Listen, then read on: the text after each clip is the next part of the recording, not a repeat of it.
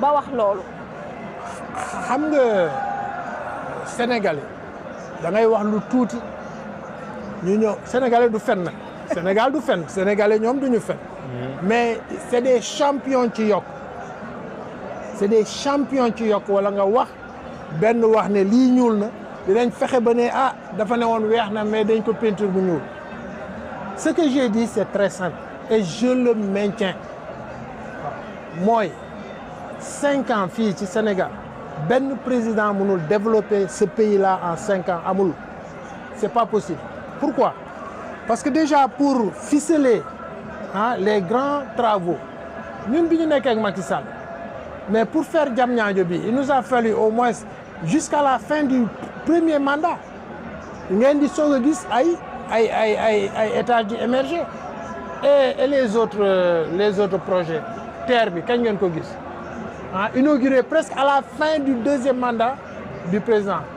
AIBD bi nga xam ne sax Abdoulaye Wade moo ko tàmbali woon on l'a inauguré à la fin du premier mandat voici les grands projets du président aucun de ces projets seulement l'étude te prend 3 années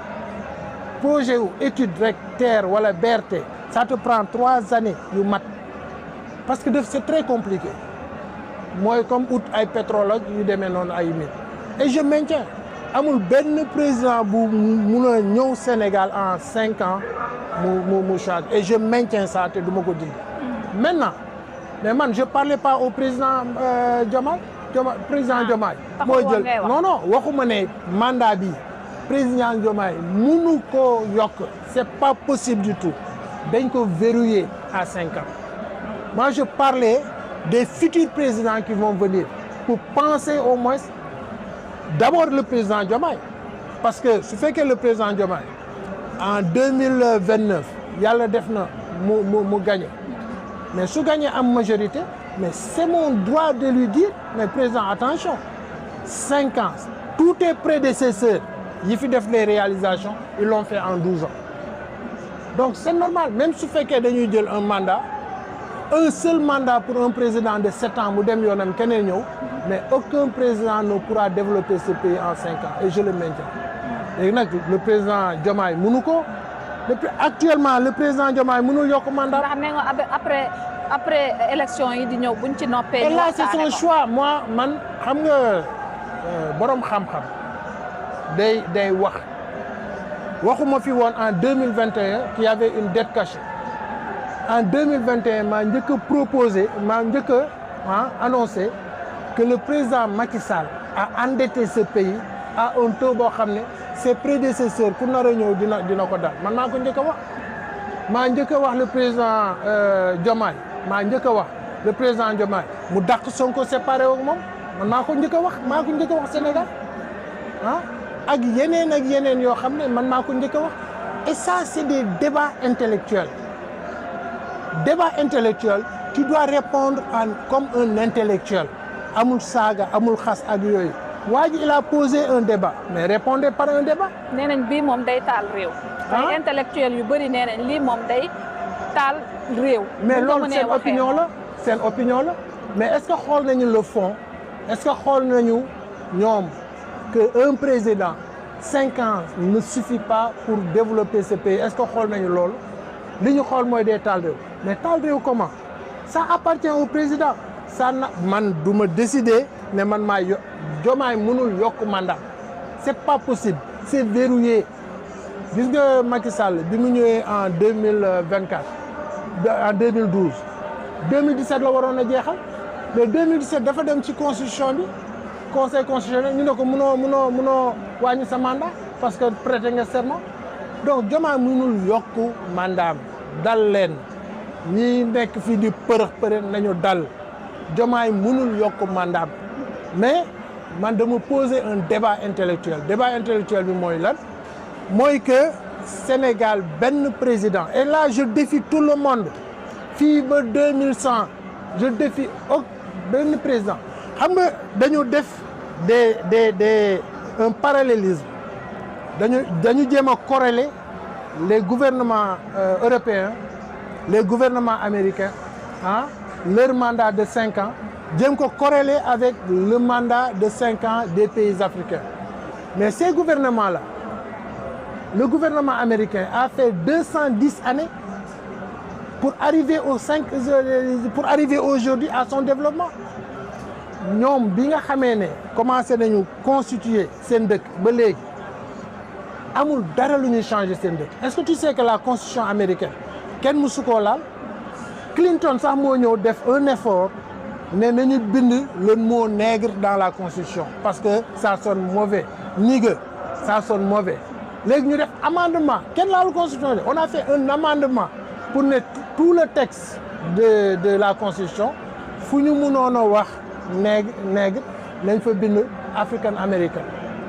donc constitution noonu la war a dëgëree dans le alors donc je pense que dëkk yooyu c'est des pays déjà développés moi j'ai eu des étudiants yoo xam ne bi ma leen formé ba ñu am seen master ils ont travaillé à la Maison Blanche White House j'ai actuellement des doctorants qui sont à la NASA dans presque l'administration américaine mais su añee ministre bu bees bu ñëw on n'ose même pas les enlever un directeur IPA directeur NFS mooy ay direction yi nga xam ne comme ñu ne Sénélec ñu ne Sen'Eau ñu ne AIBD et cetera mais ces directeurs là aucun président ñemewul ñëw ne da leen di changer pourquoi parce que appel d'offre moo leen fa teg dañuy dem ba ci Sénat wala congressman ñu interview leen defal leen ay enquête ak yooyu ba teg leen fa moo tax président du ñëwee gis nga même les travailleurs de la Maison Blanche ku ci occupé woon sa poste moi j'ai un étudiant bu traversé 3 mandats depuis Bush ci Clinton ci Obama lay soog a démissionné dem defi ailleurs parce que on les touche pas mais fii Sénégal dañuy fal ministre tey toutes les directions dañ koy changé woon même les compétents c'est-à-dire ñoo xam ne ñu ngi doon def ay preuves dans leur direction dañuy ñëw ñu xolli leen teg foofu teg nag des directeurs politiques yoo xam ne seen background soo ko xoolee par rapport ak ki ñu xolli da ngay ne mais yàlla ak yàlli la loolu Sénégal tolloogul fu ñuy defee ay mandat 5 ans tollooguñ fa tant que ce système là continue à fonctionner ñu jël ku leen neex di leen teg fu leen neex on prend pas l'homme qu'il faut à la place qu'il faut ce Sénégal ne va pas développer ci contexte boobu laay waxee ne nañu xoolaat la durée du mandat pour les générations à venir. alors mais am nañu si ànd ak yow même seen biir camp Mayoro Diop moom rebondir na mais moom si beneen angle la sax moom dafa jàpp ne président Diomaye da nga ko war mën a yokkal jàpp ne débat bi ça fait sens mais madame Aminata Touré Diène superviseur wax ne que lii na ngeen ko teg si suuf farata bi fu mu toll nii moom mooy gën a massifier kiiraay mais surtout ni leen superviseur waxee ngeen débat boobu ngeen teg ko suuf ban réaction nga si am. ah mais non c'est son opinion parce que moom dafa ñëw ne débat président mënul yokk mandat loolu la wax. le président mënul yokk mandat mais man débat bi ci beneen angle laa ko jël dama ne man débat que Sénégal aucun président mënu ko développer ci 5 ans xam nga waxuma Diomaye. waaw mais ñi ànd ak waxuma mandat bi voilà mais nee nañ yéen ñi ànd ak président Diomaye fi mu toll nii contexte bii nii débat boobu noonu c'est un débat malsain. am na ñu wax loolu. c'est pas malsain c'est un débat politique qu'on a posé et moi je suis content quand même de susciter un débat intellectuel nit yi di ci xalaat. ñii dañ ciy ànd ñii bañ ciy ànd mais une fois de plus le président Diomaye musul wax ne day yokk mandat te su ko bëggoon sax mënu ko yokk alors donc léegi peut-être les générations à venir ils vont réfléchir sur ce que j'ai dit parce que je suis un intellectuel ku ma ëpp diplôme Sénégal amul double doctorat d'état laa am ameewuma ko ci àll bi ameewuma ko dans les provinces New York des États-Unis digg New York laa ko am City University of New York ku ma ëpp diplôme wala ëpp ma bagage intellectuel au Sénégal à part Abdoulaye Wade amul donc je peux poser un débat qui suscite quand même un intérêt national et c'est ce que j'ai fait quand je parlais par exemple que Macky Sall a endetté ce pays-là mais imagine-toi li ma jot ci ay critiques bi ma koy wax en 2021 2025 la ñuy soog a découvrir que la ma waxoon en 2021 2025 2000 ba léegi ñu ngi coow affaire dette cachée man dépassé woon naa ko depuis 2021 laa ko waxoon. mais débat bi bu jugee seen langue yéen. madame Aminata Touré na ngeen teg si suuf ngeen continuer. est-ce que loolu du desservir président de la République. mais c'est un débat que j'ai dépassé man je pose des débats je pose la réflexion intellectuelle mais écoutez je pense que poser cette réflexion moo gën nekk fii Diomaye lii la sol tey Sonko nee na ko lële bi mu demee discours bii la def mais quand même ça sort du débat du conflit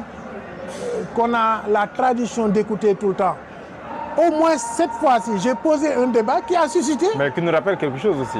Qui nous rappelle quelque chose. loo xam ne jàppoon nañ ne dépassé nañ ko. Ah non attention rien n'est dépassé dans la constitution sénégalaise. Rien. Un président ëllëg mën na ñëw dans 2, 3, 4 générations un président ñëw ne le professeur Arouna Coumba Ndoffène Diouf mus na wax ne ça c'est impossible. Tel est président defu ko tel président defu ko tel président donc il est temps que ñu réfléchir ci le professeur c'est ça le job d'un professeur. Un professeur pose un débat parce que nous avons des visions nous réfléchissons aussi par rapport à des analyses il y a des modélisations qui ont été faites am na ay modèles yoo xam ne mën nañ ci basé wu suñu bëggee comparer Sénégal ak France yi def 5 ans ñuy def 5 France demal nga France les institutions françaises vous pensez que en France on fait bouger comment dire un directeur ou bien un chef de service qui travaille très bien jamais de la vie mais Sénégal soo amee président lan la ñuy def tous les ministres dañ leen di xool. comme les présidents toutes les directions tous les présidents le font. mais actuellement tous les présidents le font. surtout actuellement wala. mais tous les présidents y inclut le président Diomaye. ku ñëw da ngay bëgg non loolu di ko indi mooy ku ñëw da ngay bëgg di gérer da ngay gérer ak ton équipe c'est normal pour ñoom c'est normal. mais je pense que suñuy gérer ak seen équipe tamit suñ fa fekkee ay nit yoo xam ne quand même ils font leur job quelles que soient leurs appartenances politiques dañu war a xool l'intérêt du Sénégal bàyyi fa nit yooyu c'est ça mon débat man je suis pas là à insulter wala kii lii la war a solo mbubu mi kii joxoñ na ko woon nag mu damm baaraamam man nekkuma ci yooyu ci li ma nekk mooy je suis un professeur un intellectuel de haut rang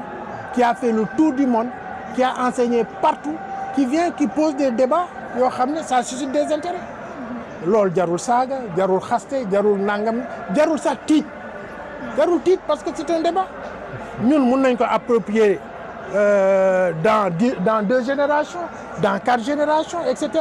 mais je suis sûr qu'un président viendra un jour ici au Sénégal pour rectifier ce que je suis en train de dire.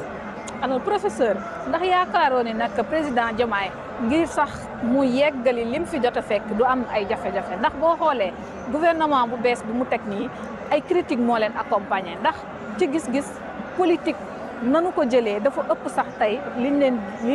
leen dégg tey liñ ci war a doxalee.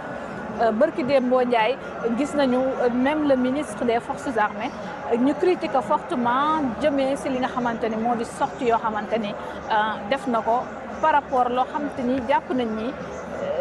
voilà dina tax sax nag ñu ne est-ce que duñu séenu ci tekki ndombal tànkam ndax ñu ñàkk a kóoladee génn yi ñuy génn. ban ministre nga wax ni. Yankoba Diémé. lu mu wax. ba mu waxee si wàllu renseignements généraux yi na ñoom am na luñ ci xam. waaye gis nañu réaction yi dafa bëri ci loolu. Un président gère le pays il le gère avec ses hommes à qui il a confiance léegi nit yooyu confiance bi leen président bi jox est-ce que ñu ngi koy remplir ni ko président bëggee cela ne dépend que de l'évaluation du président de la République président mooy évaluer je vous dis en 2029 te léegi mu ñëw 2029 yàlla nañ ko fekkee ba weesu ko